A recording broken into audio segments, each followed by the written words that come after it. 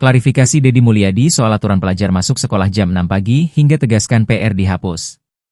Gubernur Jawa Barat, Deddy Mulyadi membantah isu yang ramai soal pelajar sekolah masuk pukul 6 waktu Indonesia Barat. Dan saya sampaikan ya bahwa di tahun ajaran baru 2025-2026 yang akan datang, sekolah di Jawa Barat dimulai pukul 6.30. Sekali lagi, sekolah di Jawa Barat dimulai pukul 6.30. Nah, selanjutnya karena anak-anak tidak boleh keluar rumah lebih dari jam 9 tanpa pendampingan, tanpa keperluan yang mendesak yang didasarkan pada izin orang tuanya, maka pemerintah Provinsi Jawa Barat berencana untuk menghapus pekerjaan rumah bagi anak-anak sekolah. Seluruh pekerjaan